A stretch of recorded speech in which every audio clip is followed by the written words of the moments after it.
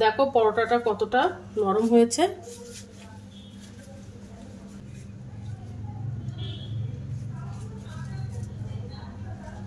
Hello বন্ধুরা, তো আমি আজকে আবার অন্যদিনের মতো নতুন একটা রেসিপি নিয়ে এসেছি। আজকের রেসিপি হচ্ছে সাবুদানার পরোটা। এই পরোটাটা নিরামিষ বা উপবাসের দিনে কিন্তু তোমরা এই পরোটাটা বানিয়ে খেতে পারো। তো চলো রেসিপিটা শুরু করি।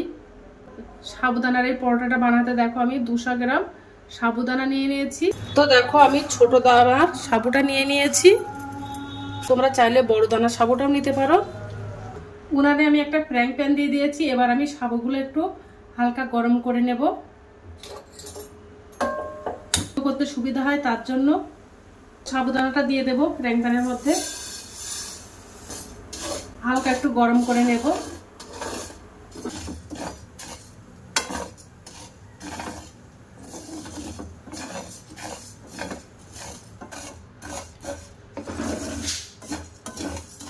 সাবুদানাটা আমি একটু ভাজা করে নিয়েছি।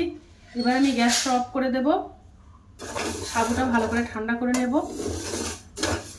আর এই সাবুদানার পরোটাটা কিন্তু তোমরা উপবাস বা নিরামিষ দিনেও খেতে পারো। এই পরোটাটা খেতে কিন্তু অসম্ভব মজাদার লাগে। প্লেটে ঢেলে ভালো করে ঠান্ডা করে নেব সাবুদানাটা। সাবুদানাটা ঠান্ডা হয়ে গেছে। এবার আমি মিক্সার গ্রাইন্ডারে দিয়ে সাবুদানাটা গুঁড়ো করে নেব। তো একটা মিক্সার জার নিয়ে নিয়েছি।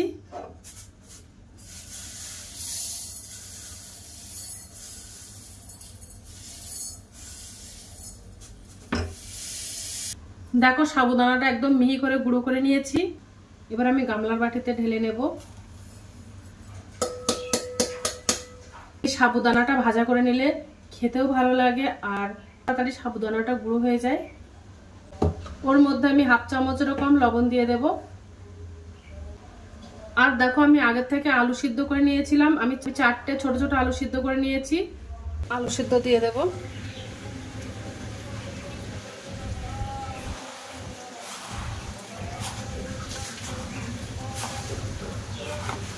ওর মধ্যে আমি কাঁচা লঙ্কা কুচানো দিয়ে দেব। এই কাঁচা লঙ্কা কুচানোটা দিলে খেতে খুব ভালো লাগে, একটু ঝাল ঝাল।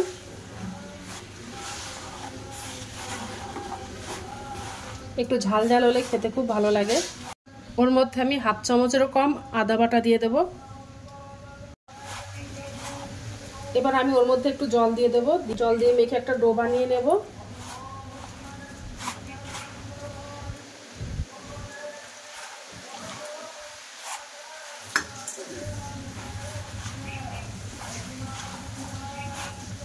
ভালো করে চটকে মেখে নেব।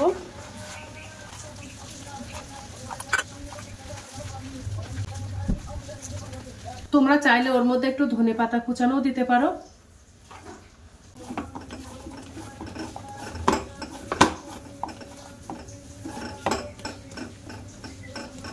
নাও শক্ত নাও নরম করে আমি একটা ডো বানিয়ে নিয়েছি। এবার আমি এই ডোটা মেখে 10 মিনিটের জন্য রেস্টে রেখে দেব। ডোটা রেস্টে রেখে দেব। 10 মিনিট হয়ে গেছে। 10 মিনিট পরে আমি আবার চলে এসেছি। ডোটা দেখো নাও শক্ত নাও নরম করে নিয়েছি।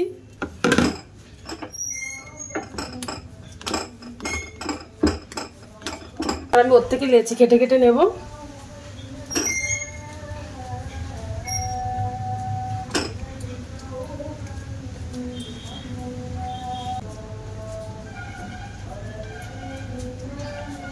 এবার আমি পরোটাগুলো সব বেলে নেব। তো দেখো আমি একটা লেচি নিয়ে নিয়েছি। এবার লেচিটা আমি বেশ ভালো করে রুটি মতো করে নেব। তো এবার রুটি মতো আমি পাতলা করে বেলে নেব।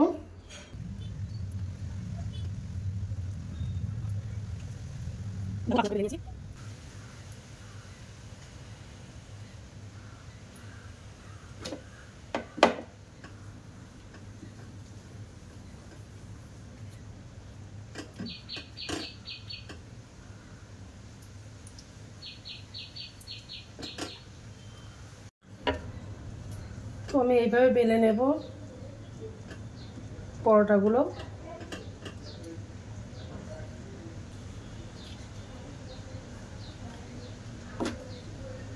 তো আমি বাদ বাকি পরোটাগুলো সব এইভাবে বানিয়ে নেব।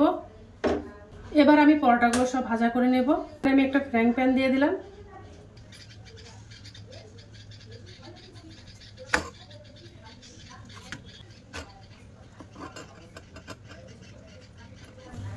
দেখো আস্তে আস্তে ফুলছে। একটু তেল দিয়ে দেব।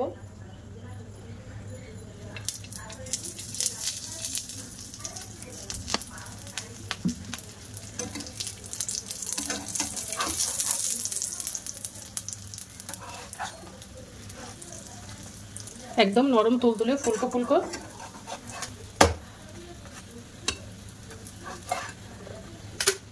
বাদ বাকি পরোটাগুলো আমি এভাবে সব ভাজা করে নেব। দেখো পরোটাগুলো সব বানানো হয়ে গেছে, কত সুন্দর হয়েছে। এই পরোটাটা দেখতে যেমন সুন্দর, খেতেও কিন্তু দুর্দান্ত লাগে। তোমরা একবার বাড়িতে ট্রাই করতে পারো। তো আজকের দিনের মতো ভিডিওটা এখানে শেষ করছি। আগামী দিন আবার একটা নতুন ভিডিও চলে আসবো। তো টাটা বাই বাই, সবাই ভালো থাকবে, সুস্থ থাকবে। আগামী দিন আবার একটা নতুন ভিডিও দেখা হবে।